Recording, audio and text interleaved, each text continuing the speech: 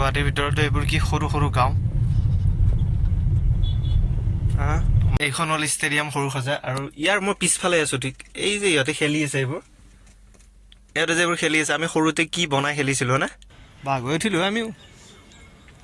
আমাৰ গাঁৱততো এতিয়াও আছে হিট প্লেয়াৰ। Good afternoon guys, good afternoon. তো এতিয়া সময় আছে 12:30, সেইকাৰণে গুড আফটাৰনুন দিছোঁ। তো ৱেলকাম টু এনাডাৰ ভ্লগ। আৰু ভিডিঅ'টো দেৰিকৈ আৰম্ভ কৰাৰ কাৰণ এটাই, মই আহিছিলোঁ ঘৰৰ পৰা ৰাতিপুৱা আহোঁতে যিটো ট্ৰেফিক পাইছোঁ, 7:45 ওলাইছিলোঁ, গুৱাহাটী পাইছোঁ 10:30। তো তাৰ পৰা আহি ৰেষ্ট ল'লোঁ অলপ, এতিয়া ওলাইছোঁ, মানে ৰুমৰ পৰা জাষ্ট ওলাইছোঁ।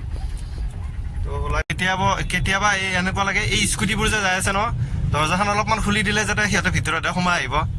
মোৰ কেতিয়াবা এনেকুৱা লাগে, ইমান ওচৰেদি যায় ভাই, আৰু সন্ধিয়া হৈ গ'লেতো সিহঁতক ধৰিব নোৱাৰা, পলাই গুচি যায়। সমস্যা এইটোৱে, সেইকাৰণে গুৱাহাটী গাড়ীবোৰ ন বেছি দাগি হৈ যায় যে, এইটো কাৰণে। আৰু অলপ জেকেট টেকেট পিন্ধি আহিছিলোঁ মই ভুলতে। যি গৰম ভাই, গাঁৱত দেখি কিন্তু ইমান গৰম নাই, ৰাতি ঠাণ্ডা খুব। এই দিনত ইফালে গুৱাহাটীৰ ফালে বহুত গৰম, ৰাতিও এই একেই গৰম বাৰু। গুৱাহাটীৰ ভিতৰতো এইবোৰ কি সৰু সৰু গাঁও। মানুহ দেখা নাই কিমান ঠেকা ঠেকিকে আছে। আমাৰ গাঁৱৰ মানুহবোৰে নোৱাৰে এনেকৈ থাকিব। আকৌ এইটো নালাৰ গোন্ধ। গুৱাহাটীৰ ফাটাশিল, আৰু এটা বেলেগ ভাষাত কয় মাৰোৱাৰী জেগা বুলি। হয় ভাই, মাৰোৱাৰী জেগা য'ত জামটো ত'ত লাগিবই। অলপ জাম পালোঁ এখিনিত। মই এটা কথা চিন্তা কৰিছোঁ, মানুহে যদি গাড়ী চাড়ী বাদ দি চাইকেল চলালে হৈ যদি কিমান কি হ'ল হয় ন, অলপ গৰমটো কমিল হয়, পলিউশ্যনটো কমিল হয়। কিন্তু বাৰু মানুহ আজিকালি আদাত হৈ গ'ল, মানে আদাতছে মজবুৰ হৈ গ'ল না। তো সেইকাৰণে চলাবই লাগিব আৰু গাড়ী, উপায় নাই। আৰু চব কাম গাড়ী দি হয় বাৰু, কিন্তু যদি পাৰি চাইকেল লৈ যাব, তেতিয়া তেলটোও বাচে, পইচাটো বাচে। এতিয়া আৰু মই বাহেতা চাৰিআলিৰ পৰা উলুবাৰীলৈ চাইকেল লৈ আহিব নোৱাৰোঁ বাৰু, সেইটো বেলেগ কথা। কিন্তু উলুবাৰীৰ পৰা যদি মই ধৰক দিছপুৰলৈ যাব লাগে, তেতিয়াতো চাইকেল লৈ যাব পাৰি ন। চিষ্টেমটো এনেকুৱা হ'লে বেয়া নহয়।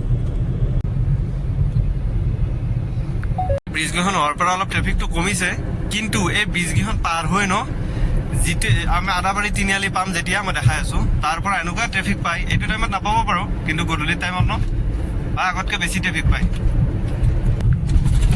নতুনখন জাষ্ট পাৰ হ'লোঁ, এতিয়া পুৰণাখন পাম। পুৰণাখনৰ এই ইমান মানৰ পৰা ট্ৰেফিক পায়। আজি কিয় বা লগা নাই, খুব কমেই পাইছোঁ আৰু মই ইয়াত ৰাস্তাটো ট্ৰেফিক নোপোৱা। তো এতিয়া কি হ'ব, লাহে লাহে ইয়াৰ ওপৰতো ব্ৰিজ লগা হ'ব। সেইটো অসম্ভৱ বাৰু, বনাইছে যদি ইমান মানৰ পৰা একদম জালুকবাৰী ব্ৰিজৰ ওচৰলৈকে লৈ গ'ল হয় ন, এতিয়া আমাৰ আৰু মজা হ'ল হয়। এই জেগাখিনিত ট্ৰেফিক লাগে, ৰাস্তাটো আৰু সৰু হৈ গৈছে ফুট অভাৰ ব্ৰিজখন বনোৱাৰ পৰা। আপোনালোকে ভাবিছে মই ইফালে আহিছোঁ, ক'ত গৈ আছোঁ? মই গৈ আছোঁ একচুৱেলি সৰুসজাই ষ্টেডিয়াম। ইফালে গৈ থকাৰ কাৰণ এটা, সিফালে ৰাস্তা বেয়া হৈ আছে, বনাই আছে, তো ইফালেদি গৈ আছোঁ সৰুসজাই ষ্টেডিয়াম। তো এই বস্তুটো আছে ন, তাতে দিব লাগে। দেখা পাইছে না, এইটো বস্তু তাতে পঠাব লাগে। আগতে আমাৰ ঘৰত যোৱা বাছ ষ্টেণ্ড আছিলে এইটো, ৰাইট চাইডে জালুকবাৰীত, এই পেট্ৰল পাম্পটো ঠিক অপজিটত। এতিয়া এইটোৱে আছে নেকি, এতিয়া য'তে ৰখিলেও পায় মানে গাড়ী, আৰু এতিয়াও আছে চাগে এইটো ষ্টেণ্ড। ইয়ালৈকে আহোঁ গুৱাহাটীৰ পৰা আহি ইয়াতে ৰখি ইফালে পাৰ হৈ গৰিষ্ঠৰ লাইনৰ বাছত উঠোঁ। তেজপুৰৰ কেইখনত উঠিব নিদিয়ে, ভাড়া চাৰিআলিত নমাব লাগে বুলি। গৰিষ্ঠৰ কেইখনত উঠি ঘৰত যাওঁ। এতিয়া নাই, এতিয়া বাছ ষ্টেণ্ডটো আছে ইয়াতে, কিন্তু এতিয়া আৰু আমাৰ টেনশ্যন নাই, গাড়ী এভেইলেবল গাড়ী চাৰিআলিলৈকে। আৰু এতিয়ানো গাড়ীত বাছত যোৱানো হয় ক'ত, খুব কমেই হয়। এইখন হ'ল ষ্টেডিয়াম সৰুসজাই, আৰু ইয়াৰ মই পিছফালে আছোঁ। ঠিক এই যে ইহঁতে খেলি আছে, ইহঁতে যে এইবোৰ খেলি আছে, আমি সৰুতে কি বনাই খেলিছিলোঁ না, এডাল বাঁহ, এডাল সূতা দি ধেনুকাৰ বনাইছিলোঁ। এতিয়া এইটো ইণ্টাৰনেশ্যনেল গেম। চাওকচোন, সেইকেইখনত মাৰিব, সেইকেইখনত মাৰিব। মোটামুটি কিছুমানে 100 মিটাৰ দূৰৰ পৰা মাৰি আছে বাৰু। এইটো এটা ইণ্টাৰনেশ্যনেল খেলা, চাবহে মাৰিবই। ই মানে শিকি আছে, শিকি নাই মানে, ইও প্লেয়াৰে হয়, কিবা এটা বেলেগ প্ৰেক্টিচ কৰি আছে আৰু ওচৰতে মাৰি আছে এইখনত।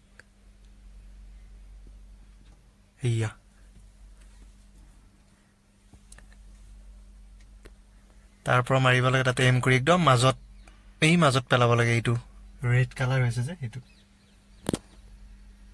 এইখন হ'ল ফুটবল ষ্টেডিয়াম সৰু সজাই।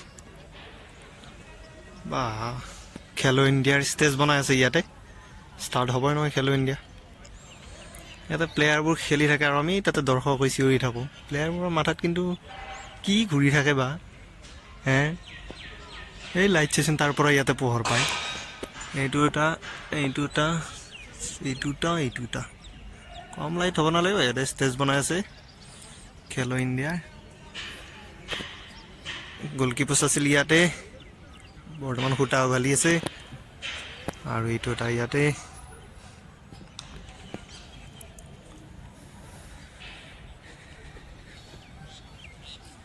পিছনত আহিয়ে মজা লাগে। আমাৰ গাঁৱৰ মানুহবোৰে যে, ল'ৰাবোৰে যে এনেকুৱা পিচ পালে কেনেকুৱা প্লেয়াৰ বনি গ'ল হয় ভাই হে।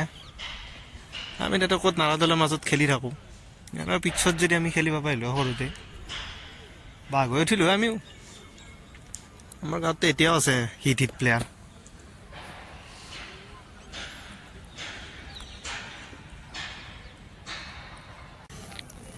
আমাৰ সেই গাঁৱৰ ল'ৰাবোৰে যে এইবোৰ ষ্টেডিয়ামত খেলিব পায়, সঁচাকৈ কৈছোঁ আচৰিত।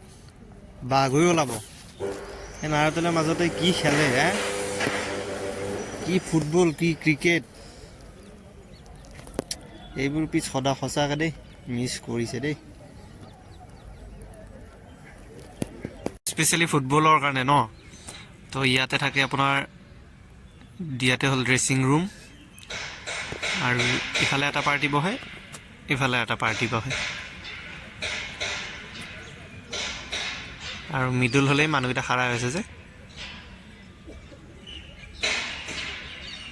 এনে হ'ল মিডল এৰিয়া।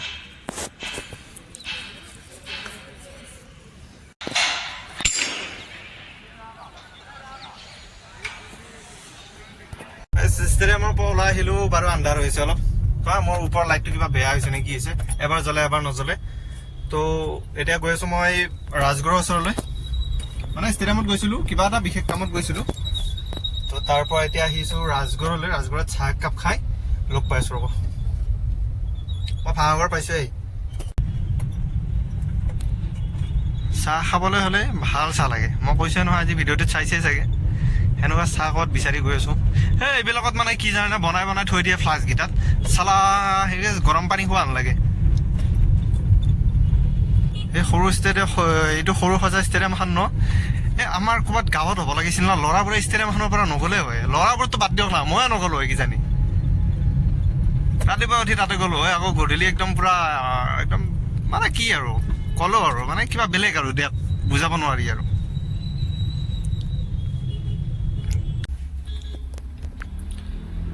চাহ আৰু এই চমোচা চাট কি ফাল্টু বনাইছে ৰে। এই মানে মোৰ আগত যে গৈ আছে এখন গাড়ী, ক'বৰ পৰা আহি মোৰ আগত সোমাইছে। ই মানে বৰ সুখ অনুভৱ কৰিছে মানে সোমাই পেলাই। কি মোচনত আহি সোমাই গৈছে। এইটো নাম্বাৰ প্লেট। এইটো অসম চৰকাৰৰ বাজেটখন আহিলে মোৰ বেছি টেনশ্যনহে হয়।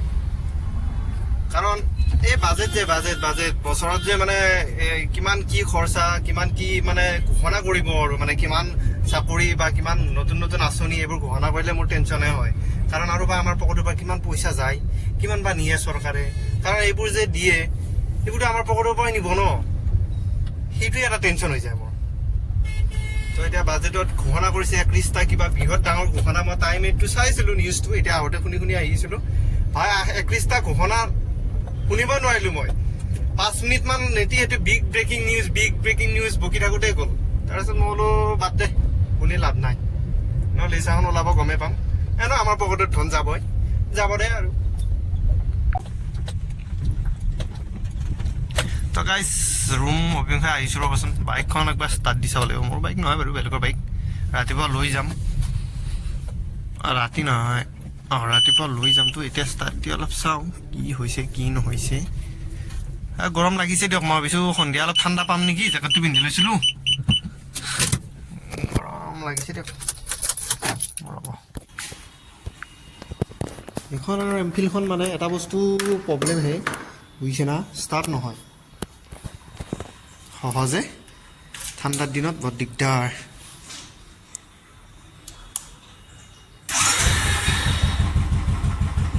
হৈছে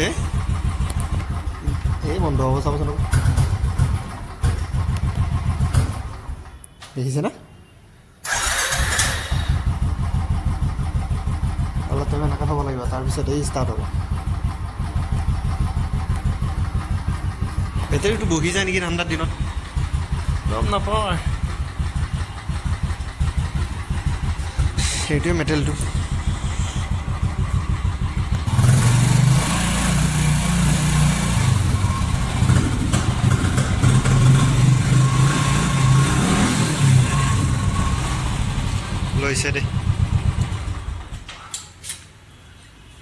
লৈছে দে